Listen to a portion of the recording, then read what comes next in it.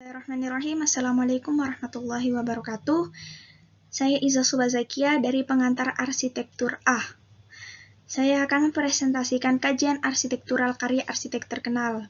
Beliau bernama Yusing Lim, lahir di Bandung pada tanggal 5 Juli 1976.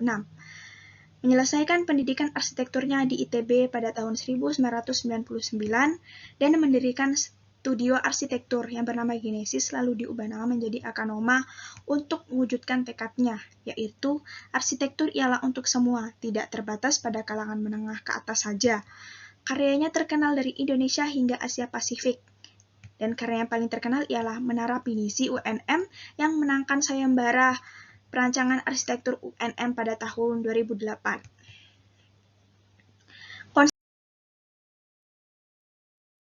Yusing dalam membangun Menara Pinisi ini ialah mengambil konsep dari perahu pinisi, perahu khas Bugis Makassar, yang terkenal akan ketangguhannya dalam mengarungi samudra. Sumber utama pembangunan gedung ini ialah kearifan lokalnya yang berupa logo UNM, perahu pinisi, falsafah kehidupan orang Sulawesi Selatan, dan juga rumah tradisional Makassarnya.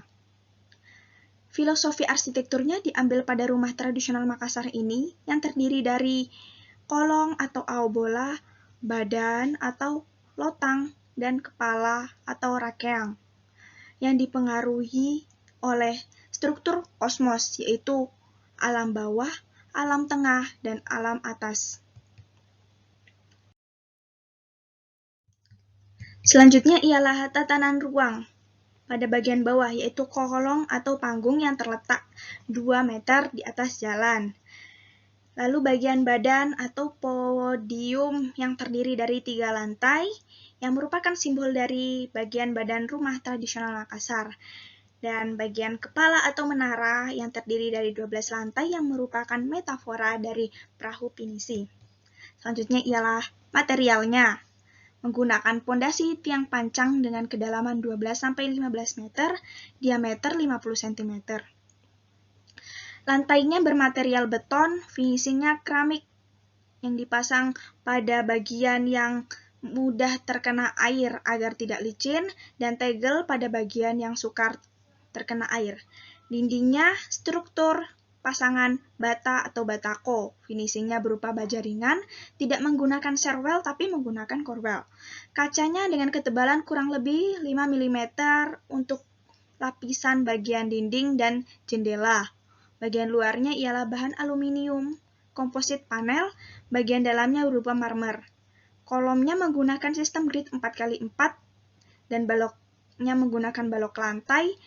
Atapnya menggunakan penopang rangka atap berupa balok kayu atau baja, dan rangka atapnya menggunakan baja. Penutup atapnya menggunakan seng yang ditutup aluminium. Lalu selanjutnya ialah komposisi pembentuk. Yang pertama ialah focal point yang bisa dilihat dari bentuk menara yang terlihat lebih mencolok daripada bangunan-bangunan yang ada di sekitarnya. Yang kedua ialah irama, perulangan bentuk dari material kaca pembentuk dinding. Yang ketiga ialah kesatuan yang meliputi elemen-elemen visual, tekstur, warna, rongga, bentuk, dan wujud yang dikomposisikan sedemikian rupa sehingga tidak menimbulkan kekacauan. Yang terakhir ialah keseimbangan. Bisa dilihat dari bagian menara sebelah kanan terlihat lebih ramping dari bagian menara sebelah kiri, sehingga menciptakan suatu keseimbangan. Lalu kedua ialah inovasi yang ada pada menara Pinisi. Fasad menara mengalami rotasi secara ritmik sehingga menciptakan suatu ekspresi yang dinamis. Fasad sisi utara dan selatan berfungsi sebagai fotovoltaik yang dapat mengubah energi panas matahari menjadi energi listrik. Fasad sisi barat dan timur menara terdapat dinding ornamen 3 dimensi sebagai penahan matahari.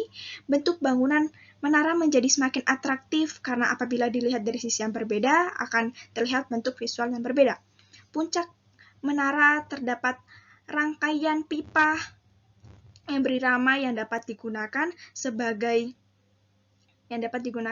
menara telekomunikasi. Ialah pelajaran yang dapat diambil.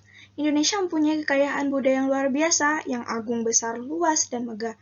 Jadi, kita sebagai calon arsitek dapat menggali nilai-nilai kekayaan tersebut menjadi sumber inspirasi. Mengadaptasi dari potensi maupun kebijakan lokal yang ada di Indonesia merupakan langkah kita untuk melindungi dan mengembangkan kebudayaan daerah setempat.